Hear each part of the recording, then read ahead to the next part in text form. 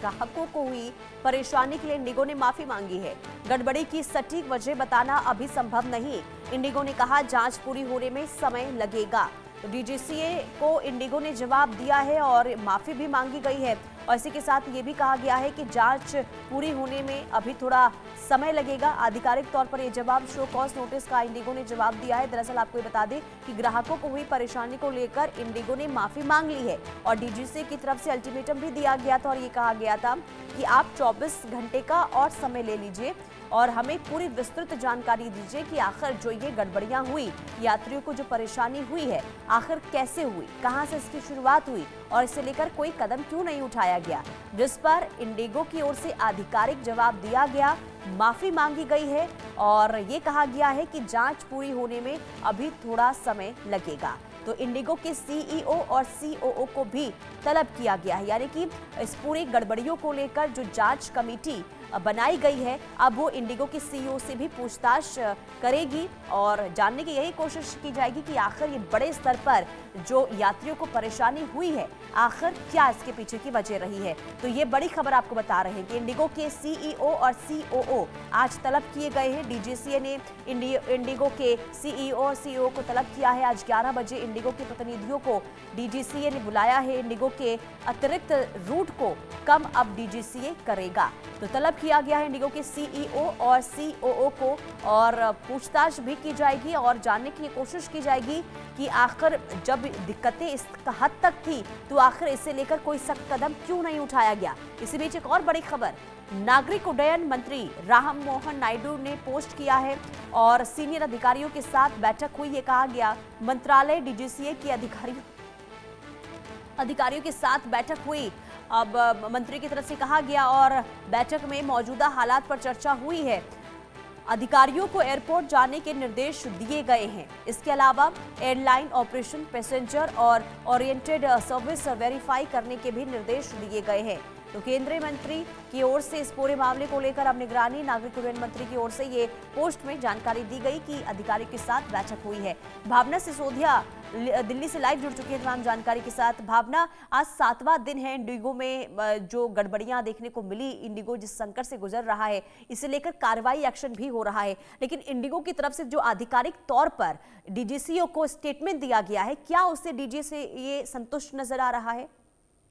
जी देखिए, जिस तरीके से लगातार इंडिगो को क्राइसिस देखने को मिल रहा है और कहीं ना कहीं पैसेंजर्स को परेशानियों का सामना करना पड़ रहा है, इसको लेकर जिस तरीके से इंडिगो ने डीजीसीए को जवाब दिया है तो उसमें साफ तौर पे कहा गया है कि असल वजह का पता नहीं है। एयरलाइंस ने कहा कि हम इस घटना पर अफसोस है और अपने कस्टमर से माफी मांगते हैं। यानी कि ये कहा जा सकता है जिस तरीके से लगातार इतनी बड़ा संकट इंडिगो पे आया हुआ है उसको लेकर जिस तरीके से इंडिगो जवाब देता हुआ नजर आया है, कहीं ना कहीं वो संतोषजनक जवाब जो है वो नहीं मिलता हुआ नजर आ रहा है। वहीं ये भी कहा गया है इंडिगो की तरफ से कि हम फ्लाइट ड्यूटी टाइम लिमिटेशन यानी कि एफडीटीएल फेज 2 की चुनौतियों के बारे में डीजीसीए से बात करेंगे।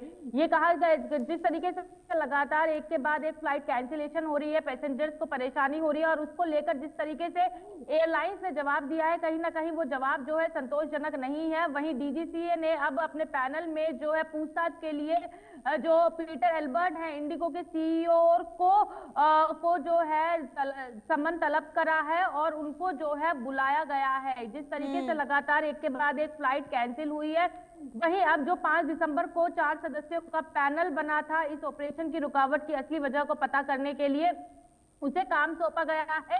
वहीं डीजीसीए ने सीईओ और को जो है सम्मन तलब किया है और पूछताछ के लिए जो है बुलाया गया है।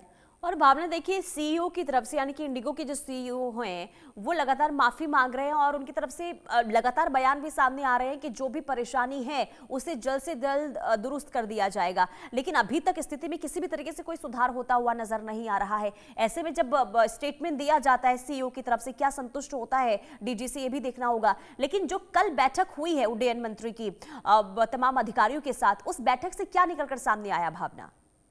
जी देखिए, मैं आपको बता दूं, जिस तरीके से इंडिगो क्राइसिस को लेकर लगातार बैठकें चल रही हैं, जहां डीजीसीए इस पूरे मामले में जांच करने में जुट गया है, वहीं अगर देखा जाए तो उद्यान मंत्री ने इस बैठक को बुलाया था और इस बैठक में जो है तमाम मुद्दों पर जो है चर्चा की गई है। वहीं इंडिगो के विंटर फ्लाइट शेड्यूल की कटौती की जाएगी, इस तरीके की बात भी की गई है। चूंकि देखा गया था बीते 7 दिनों के अंदर कंपनी की लगभग 4500 से ज्यादा फ्लाइटें जो हैं वो रद्द हुई है, जिसकी वजह से पैसेंजर्स को काफी ज्यादा परेशानी का सामना करना पड़ा है। जहां पहले सरकार ने सभी पैसेंजर्स जिनकी टिकट कैंसिल हुई थी उनके रिफंड की बात कही थी और कहा था कि 8 बजे तक जो है सबका रिफंड हो जाना चाहिए। तो वहीं अब देखा जाए तो मोहन नायडू ने साफ तौर पे ये कहा है कि इंडिगो की विंटर फ्लाइट शेड्यूल में जो है वो कहीं ना कहीं कटौती की जा सकती है, क्योंकि आगे पैसेंजर्स को किसी भी तरीके से परेशानी ना हो।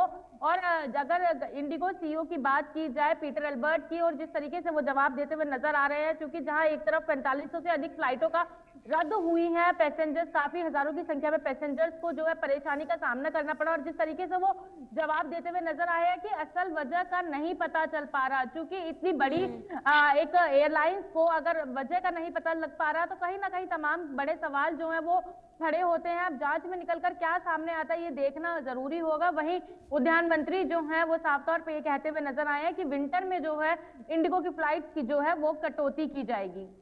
लेकिन भावना देखिए, जो ये एकदम से अचानक से जो परेशानी, जो संकट इंडिगो के सामने है, वो जाहिर सी बात है ये 1-2 दिन की तो होगी नहीं, यानी कि पहले या फिर लंबे वक्त से परेशानियां रही होंगी। हालांकि अभी देखिए सही जानकारी नहीं है कि आखिर क्यों और किस वजह से स्थिति बनी, लेकिन कहीं ना कहीं अगर हम बात करें इस परेशानी की तो बहुत जरूरी ये हो जाता है जानना कि अगर किसी भी तरीके से कोई दिक्कत स्टाफ को लेकर, पायलट को लेकर, क्रू मेंबर को लेकर या फिर किसी भी कर्मचारी को लेकर थी तो इसे लेकर पहले ही कदम उठा लेना चाहिए था।